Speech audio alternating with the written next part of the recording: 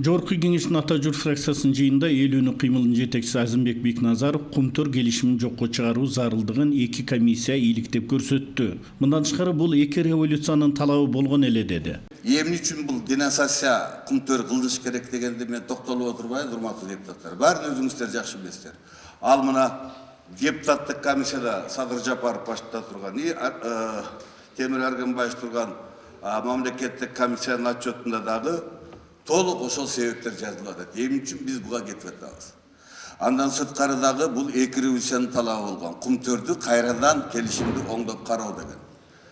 Мына эртең экинчи элдик революциянын күнүнүн алдында ушул маселени, ошол революциянын талабы болгон маселени Ата Журт фракциясы карап атканына мен Ата Журт фракциясына ыраазычылыгымды билдирип кетейин. Атамекен менен СДПК биринчиден болуп караса жакшы болот эле. Анткени революциянын авангардтары ошолор болуп жүрдүлөр. Но тилекке каршы сиздер карап атыпсыңар. Мен ушул жерден ак үйдүн ичинде силерге ыраазычылыгымды билдирем.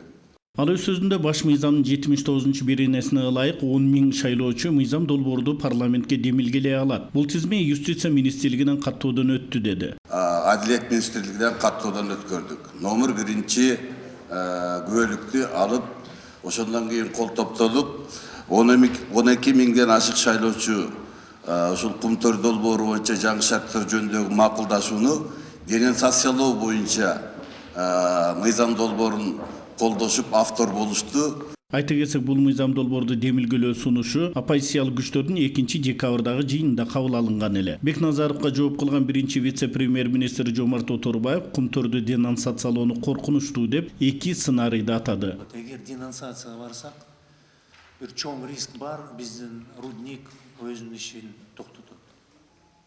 Бул эң коркунучтуу сценарий биз үчүн. Азыр болсо, бул деген рудник, бул деген механизм непрерывного действия. 24 саат иштеш керек. Бир жолу отключать этсе, анан кийин дагы канча бир ай кайра запуск үчүн көп иш жасаш керек. Ошол рудникте бизде 2,5 миң жаран иштейт. Бир эң чоң проблема болот.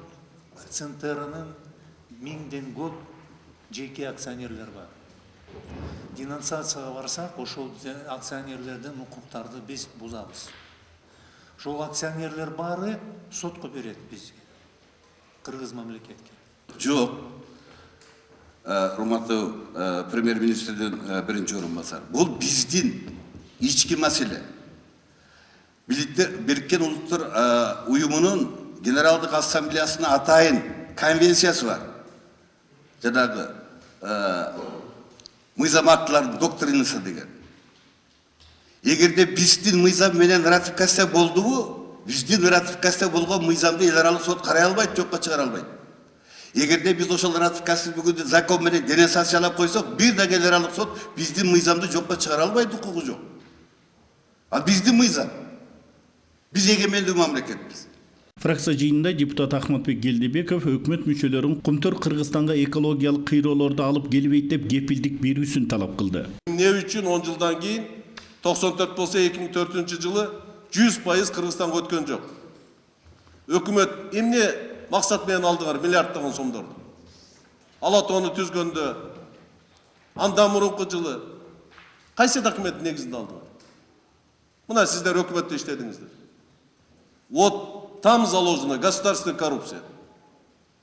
Себептен Кумтөр ушул биздин келишимди калтырып берсе экен деп өкмөткө берген ал акча бул өзү туура эмес. Кайсы келишим негизинде алдыңар? Эч кимге айта албайсыңдар. Дагы бир эксперт жазыптыр. Бул катастрофага алып келет деп. Эгерде биз муну калтырсак, ошондо катастрофа болот. Кимиңиздер кепилдик бересиздер?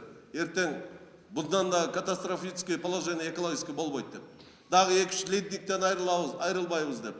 Ошол эле хвостохранилище келип, бүт Кыргызстанды каттабайт деп кимин кепилдик аласың?